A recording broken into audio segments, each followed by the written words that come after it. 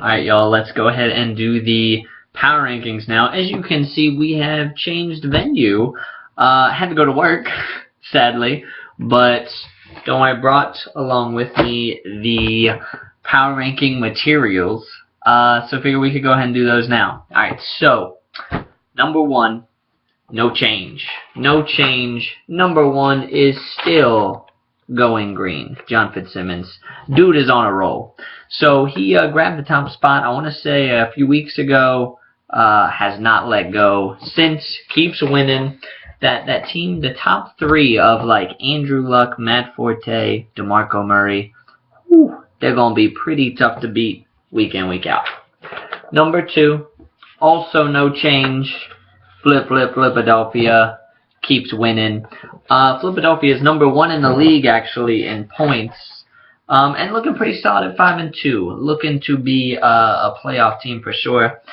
And also, Philadelphia, just a very deep team, has on the bench Andre Johnson and Nick Foles just chilling there. So if you are interested in a trade, feel free to send your emails my way. Maybe we can work something out. Number 3, Marshawn Lynchpin. Ben, he deserved a win this week. Marshawn Lynchpin with a very solid week. Number 4 overall in points. And that Tom Brady pickup looking savvier and savvier each week. Tom Brady could end the year as like a top 5 quarterback possibly. Who knows the way he's been playing the past 2 weeks. And Ben just scooping them off of waivers. Alright, number 4. Return of the Macklin.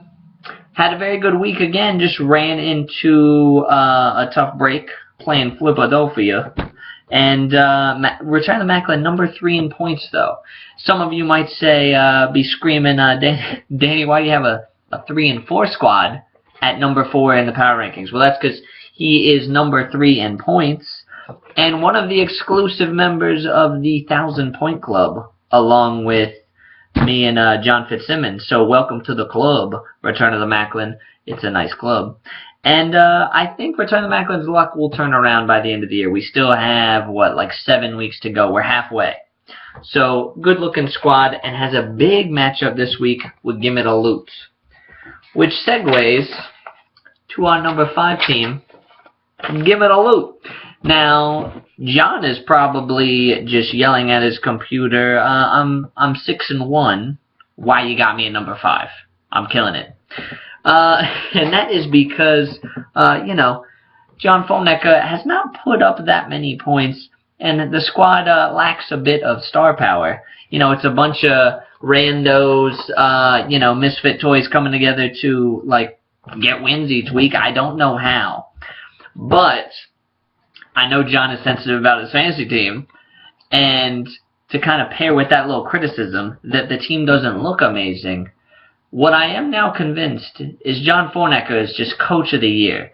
Just he has taken this team of randos and it's like the movie Major League or something, just somehow molded them into this contender. Best coach by far. This week, he puts in Shane Vereen. Didn't start him, I don't think, the week before. Shane Vereen's been garbage.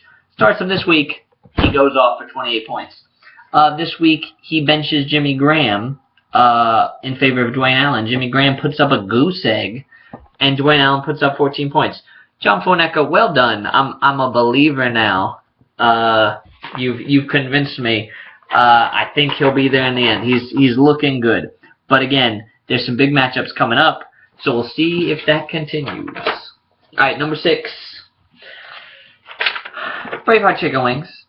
Now, I want to put him lower, actually. But sadly, everything else, the number 7 through 10 teams here are just straight trash. Just the 2 and 5s and the 1 and 6s down here. But Braveheart Chicken Wings start off 4-0. And since then, just could not handle the pressure of being an elite squad and just has crumbled. Has lost 3 straight, is now 4-3, and now is looking like a fringe team. Like, oh, maybe we can hang on to a playoff spot. But it's going to be tough, especially with all the injuries Braveheart Chicken Wings has been facing. So, we'll see what happens. Needs to turn it around, though, on a slide. Alright, the number 7 team, bit of a surprise as he is leaping the power rankings. We are garbage. Well done, we are garbage. Had a strong showing this week. Seems to have made a very savvy trade getting Aaron Foster. Aaron Foster is the truth. And that has helped this team big time. And just in time, traded like Zach Stacy and Rashad Jennings, who's now injured, for Aaron Foster. What a steal. So we are garbage, could be climbing. We'll see what happens. Got a good win this week, but sadly is still 2-5. Still has a ways to go. Number 8 has to be the disappointment of the week. The Bears. The Bears. Just the lowest of lows. Has hit rock bottom. And the Bears, we've been saying it for years that they are a team of wide receivers, and that's it. The rest is trash. And Calvin Johnson's now out, injured, and the Bears are they're struggling. And the Bears lost this week to Harrison, asleep at the wheel Thrift.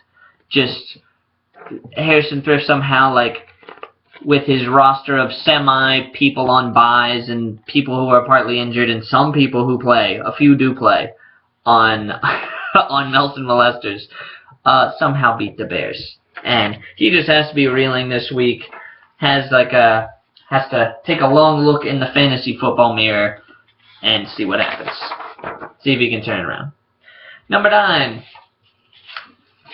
Ertz So Good. Ertz So Good has some good pieces. Has Zach Ertz. He's quality. Has Brandon Marshall. Has LaShawn McCoy. Has Cutler. Has Andy Dalton. Has Emmanuel Sanders. Has good pieces, but just can't string together wins. So he needs to shake it up. Look at the waivers. Look at the trade to do something. Because not bad pieces. Just a bad record, though. Oh, and then number 10. Bring up the rear. Even though he got a win this week, it could not bring him out of the bottom slot. Nelson Molesters of Harrison Thrift. He probably won't see these rankings anyway, so he has no clue. Might as well stay at number 10. Hopefully he sets a lineup at some point. I mean, one can only hope. Maybe he lost his ESPN username and password. That's what I'm starting to think. Maybe he just forgets he has a fantasy team. But Thrift, you can do it. Get back in the league. Do something. Alright, so those are your power rankings. And go ahead and everybody set those lineups, offer some trades, get to it. And yeah, we have hit the halfway mark of the season. So it's going to start getting pretty real as we get down to it. Alright, y'all.